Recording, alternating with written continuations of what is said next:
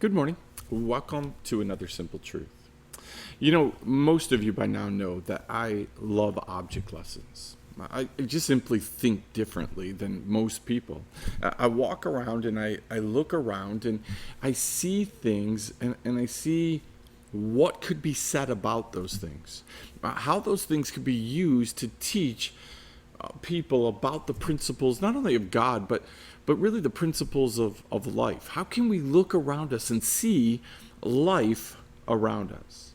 You know, one of my favorite areas to do that in is the area that you and I and maybe some of us still do today, but the area of playgrounds. You remember when you used to, go for recess or go after school or go with your parents or, on a Saturday to the local playground. And all of the things that go on a playground, we can learn from. And we can get perspectives of life about. We can see what happens in life based on these simple objects. You can relate to them. When we were kids, all we cared about was really playing on them, and the bigger and the better the objects, the more fun we had playing. But the truth is, most kids can have just as much fun playing with a cardboard box as they can with established, expensive playground things. So as a kid, it's about enjoying. It's about playing with things, and I think often about that simple concept about the playground. Has God put things on this earth that He just simply wants us to play with? Are we taking time to play with the things that God has given us? Or are you and I so busy psychoanalyzing everything, trying to figure out everything, trying to figure out the right way to play with things? There are kids who, when they encounter an object, when they encounter a playground tool, they just simply start playing on it. Nobody tells them how to play. Nobody tells them the appropriate way to use it. But there's always somebody that has developed rules for each playground object. Whether it's an adult who has decided this is the way to play it, whether it's a manufacturer who has said this is what we've created it for, this is how you use it, and it's concerned that if you use it a different way, you're going to get hurt, or whether it's kids themselves who police each other and say, no, this is how my parent taught me to use this, and this is what my mom said, and we get into that, my mom is bigger than your mom or better than your mom, and my dad is bigger than your dad. But occasionally you find that kid who's oblivious to the rules of how to play with something and just simply plays. And it's at those moments that the most joy is found with the parents, with the people who are watching those kids. When a kid is playing, laughter comes, smiles come, excitement comes. When a kid is concerned about the rules of how to play, the rules of how not to get hurt with play, well, different emotions come out. There's more of a seriousness, more of a somberness, more of a, I'm afraid to do this because I don't want to get yelled at, or I don't want to get hurt. Now, let me be very clear. Rules are important. How to do things are important. How to use things are important. We don't want to get hurt. We don't want to see people in trouble because they haven't followed the rules. But there are times when the rules aren't for safety, when the rules aren't for protecting the welfare of a child, the rules are simply for control.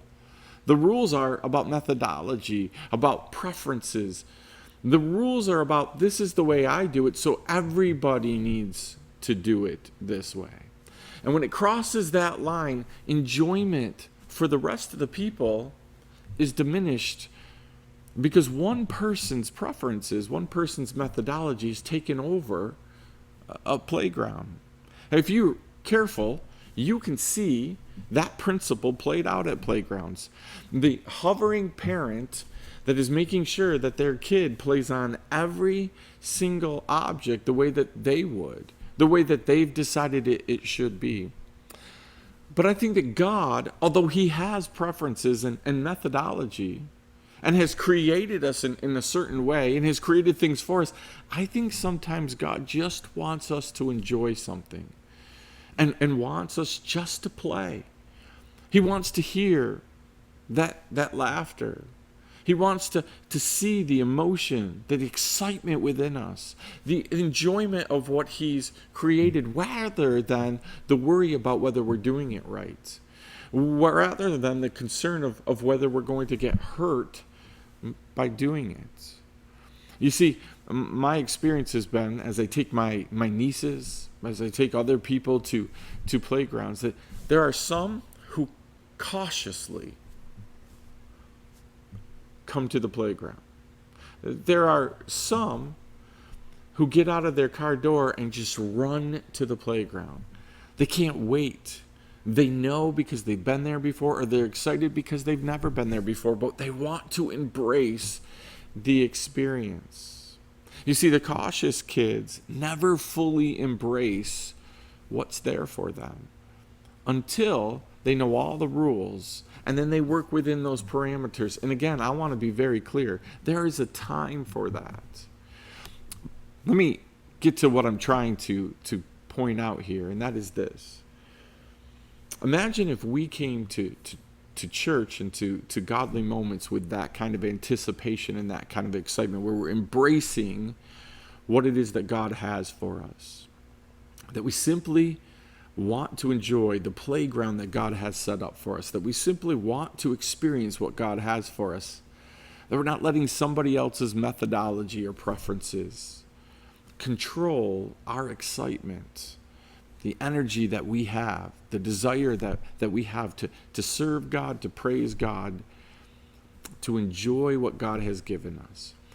So as you go out throughout your day today, what if we embraced what God had for us and we played with what God had for us? That we embraced it with an excitement, with an intensity of enjoyment, rather than always a cautiousness of, are we doing it right? And are we following the rules? Is somebody going to yell at us? Enjoy what God has created for you today.